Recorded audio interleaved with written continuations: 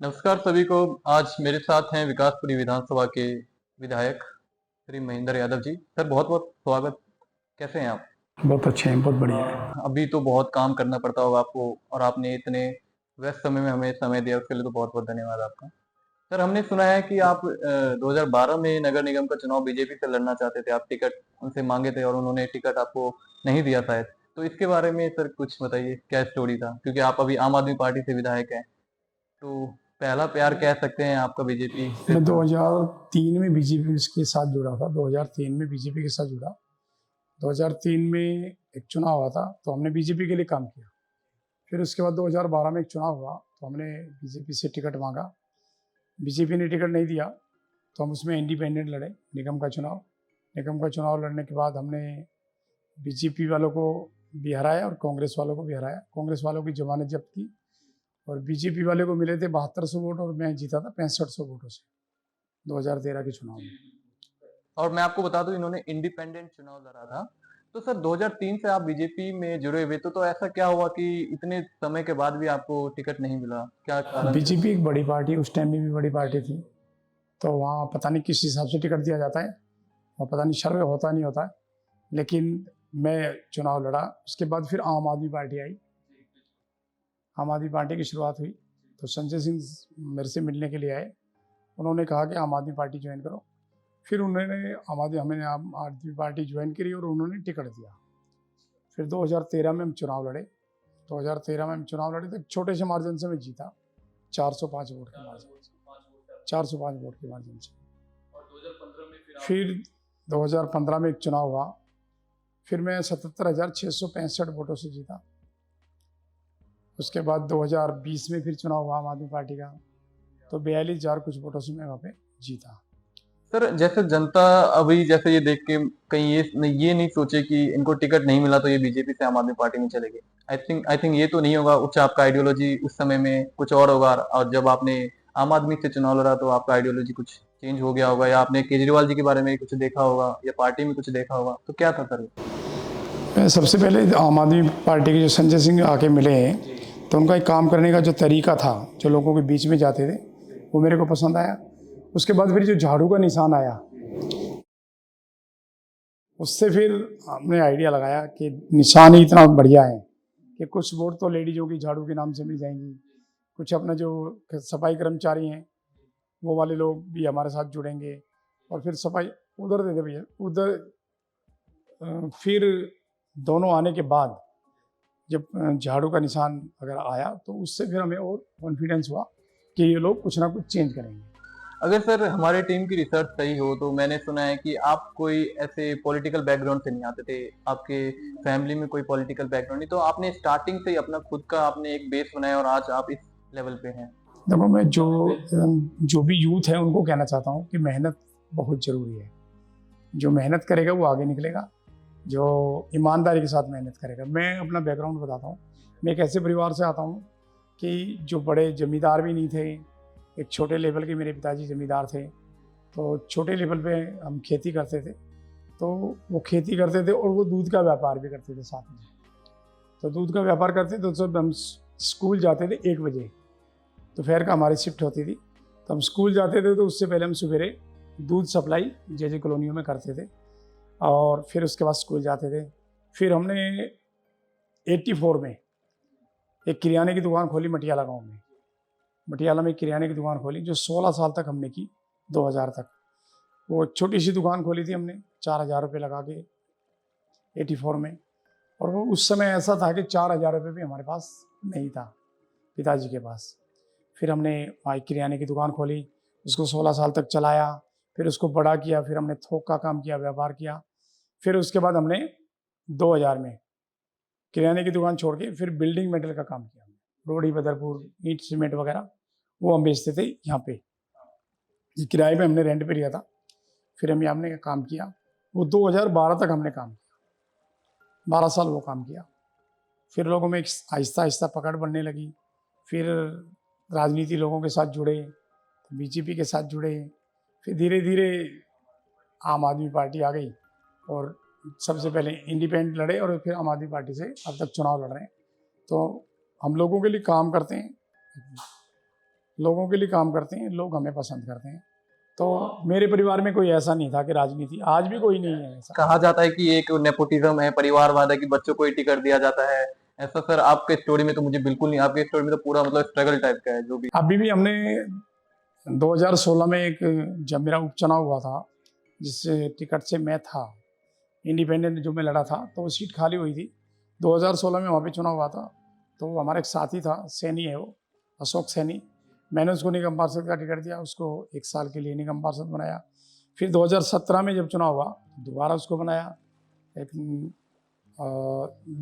6 सीटें हो गई थी उस टाइम में, तो हमारे 2 निगम पार्षद जीते थे, एक अशोक सैनी और एक इधर रविंदर सोलंकी है, वो जीते थे। हाँ, वो जाट है और वो सैनी है। ऐसा नहीं था कोई मेरे परिवार का कोई सदस्य लड़ा।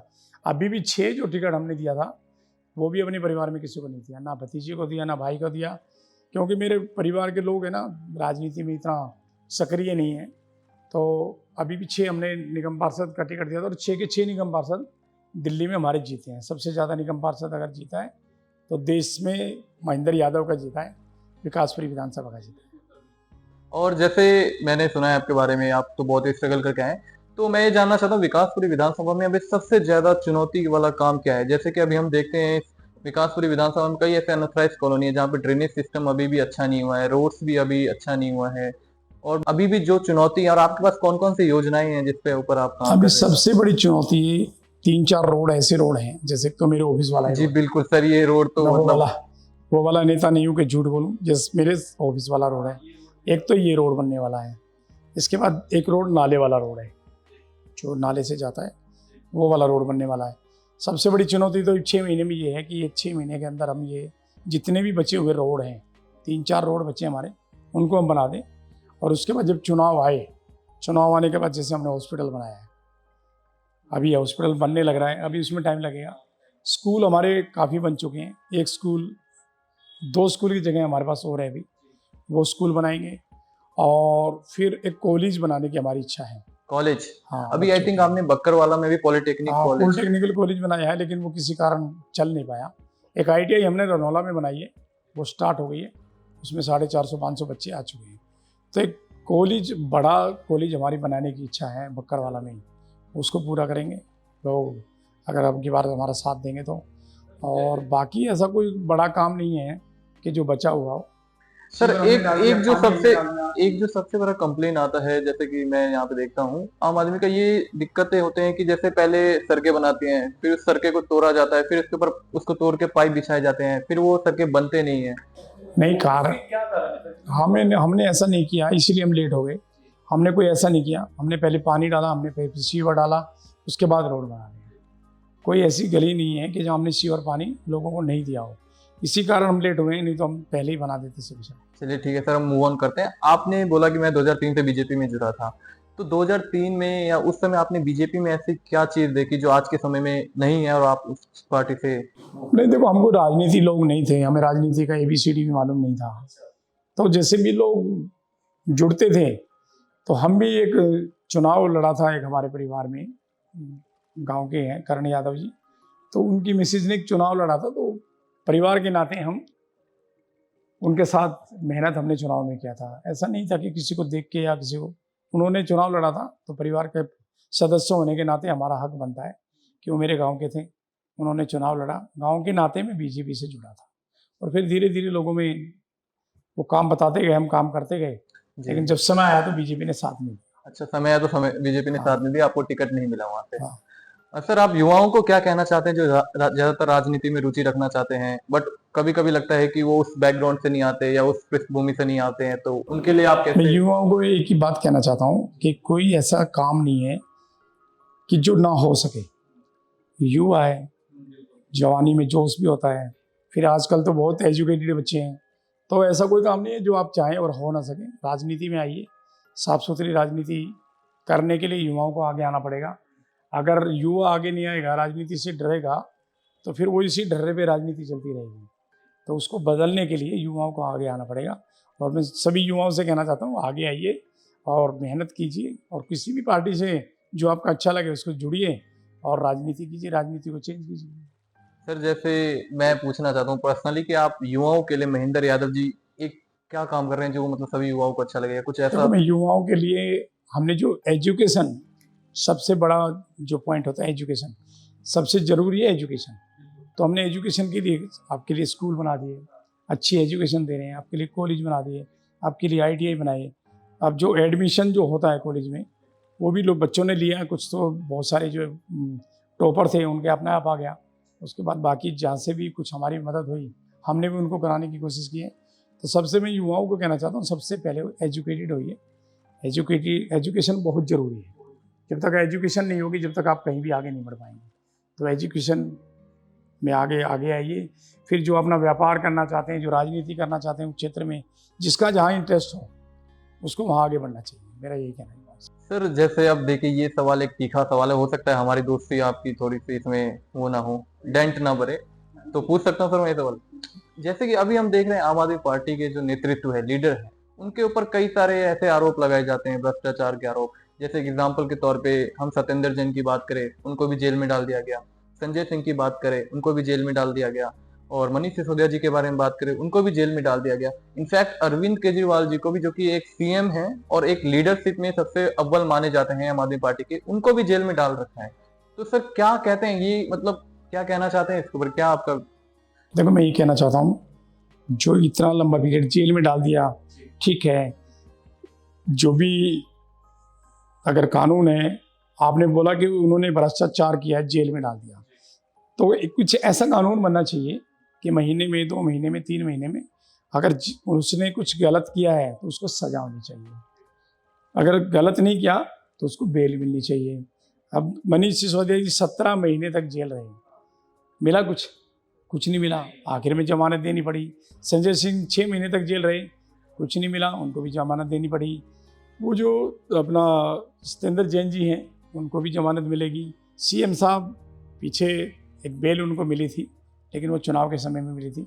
अब उनको बहुत जल्दी उनको भी बेल मिलेगी। लेकिन अगर ऐसा है तो कानून ऐसे लचीला नहीं होना चाहिए कि उसको जेल में डाल दिया जाए, पड़ा रहे।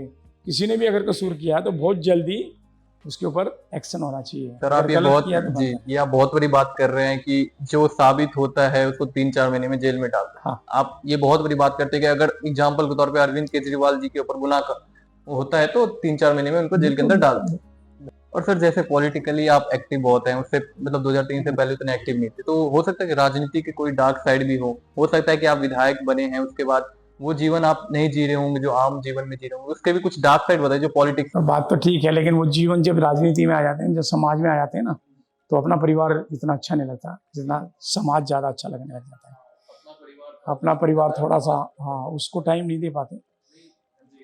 उसके लिए टाइम कम होता है और समाज के लिए ज़्यादा होता है, क्योंकि एक रुचि होती है, एक अंदर से आपकी फीलिंग आएगी कि यार मैं समाज के लिए और करूँ और आगे बढ़ूँ, तो ऐसा एक फीलिंग आती है। सर मैं ये पूछना चाहता हूँ, आजकल देश में एक बहुत बड़ा मुद्दा चलता है युवाओं के लिए, जो कि बहुत ही दुखनीय है, वो है पेपर लीक का मामला। आप आए दिन देखते हैं एक पेपर लीक हो जाता है, नीट का पेपर लीक हो जाता है, एसएससी का, यूपीएससी, बीपीएससी। तो सर इसके ऊपर, क्योंकि आप एक प्रतिनिधित्व हैं, आप एक कॉन्स्टिट्यूशनल बॉडीज में हैं, तो आप क्या एक्शन और आपके पार्टी के द्वारा क्या एक्शन लिया जाता है कि आजकल युवाओं को इस तरह से बचाया जाए इन सब चीजों से? तो कभी भी पीछे एक पेपर लीक हुआ था, और हर नीट का पेपर लीक हुआ था। बहुत सारे बच्चे हमारे पास भी आए कि हमारी तो ज़िंदगी खराब हो गई। बात भी ठीक है, अगर इतनी मेहनत करने के बाद जब वो पेपर एग्ज़ाम देने जाता है और उससे पहले ही पेपर लीक हो जाता है, एग्ज़ाम होता नहीं है, तो अगर आप हिसाब लगाएं तो कई लाख बच्चे का जीवन बर्बाद हो जाता है। तो इसके ऊपर कड़े एक्शन होना चाहिए। सेंट्रल गवर्नमेंट से हमने भी कई बार एक बात की है, लेटर भी लिखे हमारे एजुकेशन मिनिस्टर ने कि इसके ऊपर एक कड़ी कार्रवाई होनी चाहिए। जो पेपर लीक अगर ऐसे होते हैं तो उनके ऊपर कड़ी कार्रवाई और बार बार ये पेपर लीक ना हो। लेकिन ऐसा होता नहीं है। जो भी सरकार आ रही है, हम सेंटर में, हम तो अभी आए नहीं, हम तो अभी दिल्ली में हैं, दिल्ली तक सीमित है। लेकिन सेंट्रल गवर्नमेंट ने इसके ऊपर एक्शन लेना चाहिए कि कड़ी कार्रवाई हो और ऐसा आगे बच्चों के भविष्य के साथ खिलवाड़ ना हो। सर विकासपुरी विधानसभा में आप कौन से ऐसे योजनाएं अभी लाने वाले हैं जो कि लोगों के लिए फायदेमंद होंगे, जो अभी तक आप नहीं लाए, कुछ ऐसा देखो, योजना? हम बिजली हम फ्री दे रहे हैं, पानी हम फ्री दे रहे हैं, उसके बाद इलाज हम फ्री कराते हैं, मोहल्ला क्लिनिक हमारे यहाँ दवा हम फ्री देते हैं। इसके बाद डीटीसी की बसें गवर्नमेंट की तरफ से फ्री चलती हैं। इसके बाद 1000 रुपये वाली हमने एक स्कीम जो लेके आए हैं, वो भी हम शुरू करेंगे। लेकिन मैंने भी गवर्नमेंट से कई बार जैसे सीएम साहब से बात की है, तो सबसे बड़ा मुद्दा है रोजगार का। रोजगार होना चाहिए बच्चों के लिए। हाँ, बहुत बड़ा मुद्दा है रोजगार। हम कोशिश कर रहे हैं, जैसे खादी ग्राम उद्योग है, हमने उससे कुछ लोगों को लोन भी दिलाया है कि अपना छोटा छोटा व्यापार वो जो कर लें। हमारे यहाँ कुम्हार कॉलोनी है, हमारे विकासपुरी विधानसभा में। हमने बहुत सारे कुम्हारों को, जब मैं खादी में चेयरमैन था, उसके बाद उसमें हमने कई कई लाख रुपए लोन दिलाया उनको। वो अपना मटका वगैरह जो भी बनाते हैं, मिट्टी का जो भी बर्तन बनाते हैं, हाँ, तो उनके लिए कई लाख रुपए हमने लोन दिलाए कई परिवारों को जिन्होंने डिमांड रखा। तो मेरा कहना गवर्नमेंट से भी और सेंट्रल गवर्नमेंट से भी और अपनी सरकार से भी कि बच्चों को कुछ ना कुछ ऐसा रोजगार दिया जाए जिससे कि वो उसके साथ लगा रहे और वो खाली ना रहे। अगर खाली होगा तो कुछ ना कुछ वो उसका दिमाग कहीं ना कहीं और चला जाएगा, गलत तरीके में चला जाएगा, कहीं और चला जाएगा। तो उसके लिए भी अगर किसी को खादी का लोन वगैरह चाहिए तो हम उसकी मदद कराते हैं और अपना वो व्यापार कर सकते हैं। जी सर ने बहुत बड़ी बात की सर। और एक सवाल ये भी है कि जैसे कि आम आदमी पार्टी में अभी आप देख रहे हो कि लीडरशिप की वजह से कई कार्यकर्ता निराश हैं, उनको उत्साह नहीं है उसके अंदर कि कल क्या पता आप आज कुछ इंटरव्यू में बोल दे, आपको जेल में डाल दिया जाए, कोई और पॉलिटिशियन है उनके जेल में डाल दिया जाए। तो आप अपने कार्यकर्ताओं के लिए भी क्या कहना चाहेंगे कि हम अपने, देखो हमारे कार्यकर्ताओं में उत्साह है, ऐसा कुछ नहीं है, लेकिन उत्साह समय पे आता है, चुनाव के समय पे। अब हर रोज काम करने वाला कोई है व्यक्ति जो सुबह नौकरी जाता है, अपना व्यापार करता है, अपने परिवार बच्चों को पालता है, लेकिन एक जो चुनाव का समय आता है ना, तो बहुत सारा उत्साह कार्यकर्ता में होता है। और छोटे मोटे कार्यकर्ता तो कई बार नाराज भी हो जाते हैं। वो तो एक परिवार है, नाराज होना, मनाना, ये सब चलता रहता है। जिस परिवार में 5 सदस्य होते हैं वो भी कोई ना कोई बच्चा नाराज हो जाता है। तो हमारा तो बहुत बड़ा परिवार है, आम आदमी बहुत हाँ, आप आम आदमी पार्टी बहुत बड़ा परिवार है और बढ़ भी रहा है।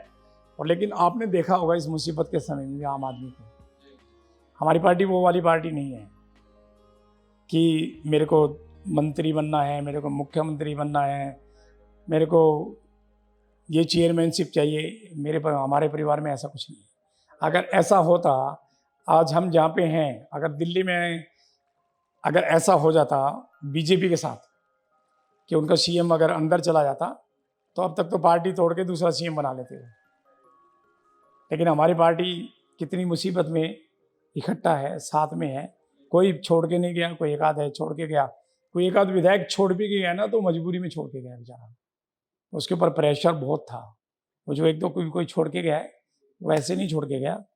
तो हमारी पार्टी एक मजबूत पार्टी है, हमारी पार्टी एक ईमानदार पार्टी है। ये तो राजनीति में चलता रहता है। चलिए ठीक है सर, ईमानदार पार्टी है। तो अभी एक रिसेंटली एक बहुत ही इंसिडेंट हुआ था, आपके ही सांसद जी हैं, राज्यसभा सांसद स्वाति मालीवाल जी, उनके ऊपर एक इंसिडेंट हुआ था। तो इसके ऊपर क्या कहना चाहेंगे? एक तरफ वो कहते हैं कि सीएम हाउस में ये हुआ। सुनिए, जब आदमी में ज्यादा स्वार्थ बढ़ जाता ना कि मैं जी कि मेरे को सब कुछ चाहिए, अच्छा, तो वो कुछ भी कह सकता है। अभी भी हम यहाँ बैठे हैं, कोई आके कुछ भी कह सकता है, मेरे साथ ऐसा किया वैसा किया। वो एक राजनीति मुद्दा था। जो भी है, जिसको बिगैर कुछ मेहनत किए कुछ मिलता है ना, वो उसको पचा नहीं पाता है। जब जमीन पे जब चल के, पैदल चल के जब चुनाव लड़ता है ना इंसान, उसको पता चलता है कि ये सत्ता कैसे मिली है, मैं विधायक कैसे बनाऊं, मैं निगम पार्षद कैसे बनाऊं, राज्यसभा सांसद जाके और आपको बुलाया, उसको बुलाया और राज्यसभा सांसद बना दिया। जब चलते हैं ना, मैं अपने के लिए कहता हूँ, जब डोर टू डोर करना पड़ता है, जब जमीन पे चलता है, तो पकड़ का पता चलता है कि किसकी कितनी पकड़ है। राज्यसभा सांसद उसको बना दिया, फ्री में उसको मिल गया। जो राज्यसभा सांसद बना है, अगर उसको राज्यसभा सांसद, अगर वो सीट उसको नहीं पच रही है, हजम नहीं हो रही है, तो वो एक बार जमीन पे चुनाव लड़के देखे और उसके बाद पता चलता है कि कैसे जीता जाता है। तो 2025 में चुनाव आने वाला है, तो आप अपनी दावेदारी को पेश करेंगे? नहीं, दावेदारी जो पार्टी टिकट देगी, दावेदारी तो क्या है, हम विधायक हैं, पार्टी टिकट देगी, दोबारा से लड़ेंगे और अच्छे मार्जिन के साथ जीतेंगे, अच्छी तरह लड़ेंगे। सर 2025 में ऐसा तो नहीं है, क्योंकि पार्टी पे इस बार काफी आंच लगे हैं, तो कुछ ऐसा तो नहीं है कि इस बार सीटें कुछ कम हो जाए या बीजेपी आगे देखो, बढ़ जाए? चुनाव ऐसा कुछ नहीं है जी कि बीजेपी को इतनी बढ़िया छवि नहीं है, बीजेपी को इतनी बड़े मार्जिन से के साथ जीत के नहीं आई है जी बिल्कुल, कि बहुत बड़े मार्जिन के साथ जाते हैं। बीजेपी की छवि भी डाउन आई है। जो लोग मोदी मोदी मोदी मोदी करते थे, वो वाला सिस्टम खत्म हो गया है। और अब की बार जब और आएंगे तो जैसे अगर आप लोगों के लिए करेंगे तो लोग आपके साथ जुड़ेंगे, अगर आप नहीं करेंगे, झूठ बोलेंगे, जुमले कब तक चलेंगे? जुमले नहीं चलते, एक बार 2 बार बस, तीसरी बार कोई नहीं। तो हमने जो वादे किए थे, जी हमने 100% वादे पूरे किए, 100 से भी ज़्यादा हमने वादे किए हैं। हमने केवल जब चुनाव लड़ा था तो 4 वादे किए थे कि हम आपको बिजली देंगे, हम आपको पानी देंगे, हम अच्छी शिक्षा देंगे, हम अच्छी एजुकेशन, वो अच्छे हेल्थ देंगे आपको। हेल्थ। बस 4 वादे किए थे। उसके बाद हमने लोगों के लिए बहुत सारे काम किए। तो हमने ये नहीं कहा था कि डीटीसी की बस फ्री देंगे, हमने ये नहीं कहा था सीसीटीवी लगाएंगे, हमने वो बहुत सारे वादे जो मैनिफेस्टो में भी डाले थे उससे भी ज़्यादा काम किया है। हाँ, और आम आदमी पार्टी ने काम किया है, आम आदमी पार्टी काम कर रही है और आने वाले समय में भी आम आदमी पार्टी काम करेगी। और काम की वोट मांगते हैं, आपके चैनल के माध्यम से कहना चाहता हूँ, काम की वोट मांगते हैं। काम नहीं किया तो वोट मांगने नहीं जाएंगे। और लोगों से भी कहना चाहता हूँ, अगर हम आम आदमी पार्टी ने काम किया तो वोट देना, अगर आम आदमी पार्टी ने काम नहीं किया तो वोट मत देना, आपके चैनल के माध्यम से। सर ने आज बहुत ही अनबायस तरीके से हर एक चीज आप सभी के सामने रखा है। तो सर एक बार लास्ट में एक अपना एक्सपीरियंस बता दीजिए और हमारे सब्सक्राइबर को बोलिए कि सब्सक्राइब भी कर ले, और कुछ युवा के बारे में अंत तक आप कुछ या अपना विचार देना मैं चाहते हैं। युवाओं को एक ही बात कहना चाहता हूँ, सुबह जल्दी उठिए। जो जल्दी नहीं उठता वो आगे नहीं बढ़ता। सुबह जल्दी उठिए, जल्दी उठ के कुछ अपने शरीर के लिए 1 आध घंटा जो भी निकलता है वो निकालिए, फिर अपना रूटीन में काम कीजिए। जिस लाइन में आपका इंटरेस्ट हो उस लाइन में जाइए। और राजनीति में भी आइए, राजनीति भी बहुत अच्छी जगह है। ऐसा नहीं है कि राजनीति लोग बोलते थे ना राजनीति बहुत गंदी है। राजनीति गंदी नहीं है, गंदे लोग हैं उसके अंदर। अगर अच्छे लोग आएंगे तो राजनीति अच्छी होगी। तो राजनीति को भी ठीक करना है और इस देश को भी जो कमियां हैं उनको पूरा करना है। और जब युवा आगे आएगा तो आगे चल के बहुत तरक्की करेगा और रोजगार के जो अवसर हैं वो भी खुलने चाहिए। यही कहना चाहता हूँ कि युवा खुश रहे, युवा आगे बढ़े, और युवा इस देश की धड़कन है। और आपने जो चैनल के माध्यम से जो हमारा इंटरव्यू लिया उसके लिए आपका धन्यवाद। पहले आपकी जो भी समस्याएं हैं सर के पास लाइए और जरूर सर सॉल्व करेंगे। और इसी के साथ सर बहुत बहुत धन्यवाद। ठीक है भैया, थैंक यू, बहुत अच्छा लगा आपसे।